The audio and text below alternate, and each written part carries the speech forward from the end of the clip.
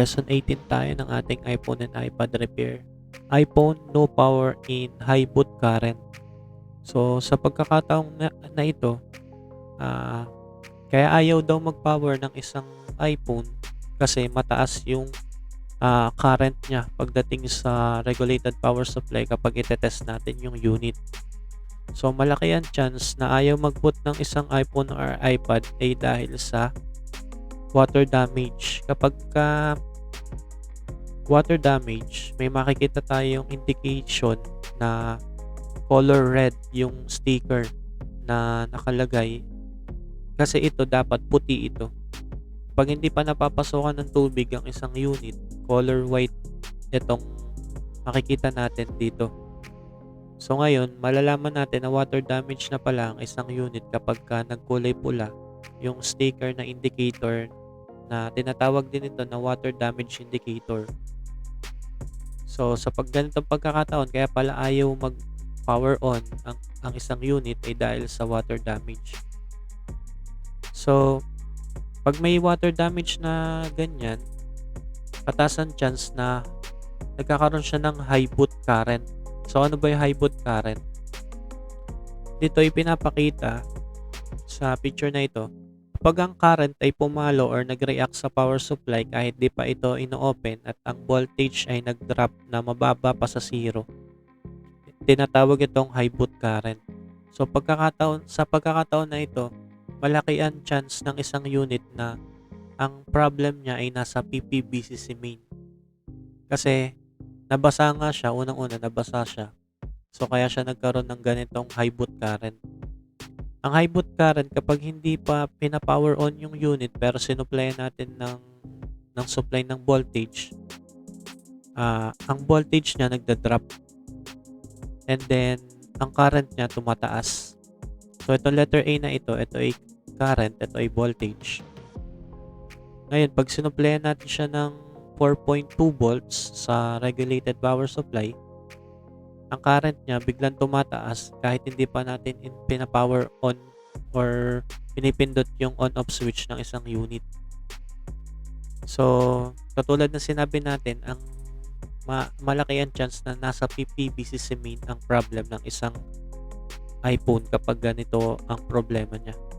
Sa PPBCC main, katulad nung nababanggit natin,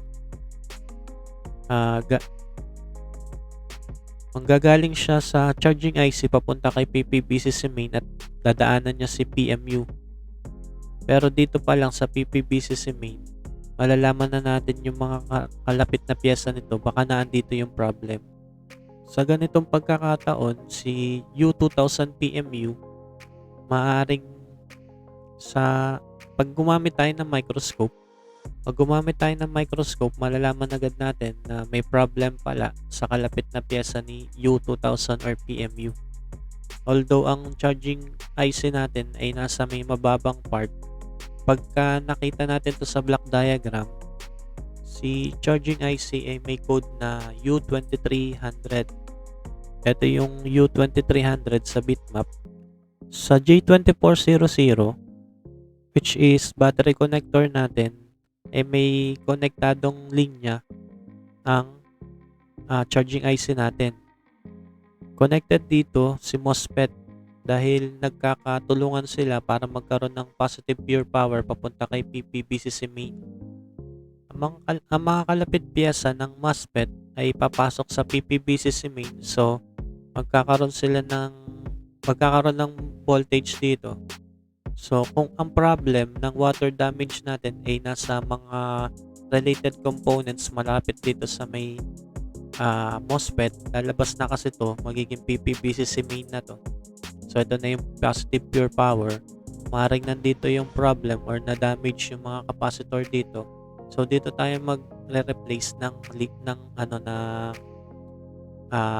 pyesa. Kung halimbawa, itong si capacitor 2030 ay na-damage, kaya ayaw mag-power ng unit dahil nga sa pagkakaroon ng high boot current or water damage siya. Halimbawa, ito yung problem. Ito yung papalitan natin. So, malalaman lang natin na may sira ito using diode mode. Magda-diode mode tayo.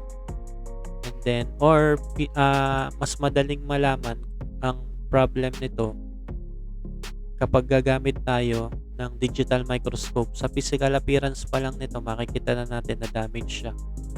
So, ang next step is gagamit tayo ng diode mode. So, ang value nito sa diode is 336.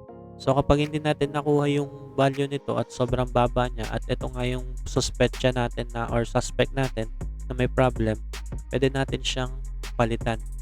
Isa pang method na pwedeng gawin kapag may problem sa unit at hindi natin pa basta makita yung sira, nagamit tayo ng tinatawag na voltage injection. So magbo-voltage inject tayo sa PPBCC main. Kapag nag-voltage inject tayo sa PPBCC main, ito na yung labas ng charging IC. So kasi nabanggit natin na malaki yung chance na kaya nag-high boot current ang isang iPhone ay dahil sa water damage, dahil dito rin tumutulay yung galing sa PPBCC and then papasok kay PPBCC main. Malaki yung chance na ang problem ay nasa may PPBCC main. So kung mag-i-inject tayo ng voltage injection galing sa short killer or kay regulated power supply, siguraduhin natin na kung meron tayong 3.7 to 4.2 voltage na ginagamit or nagagamit ng isang iPhone, kalahati lang nun yung ating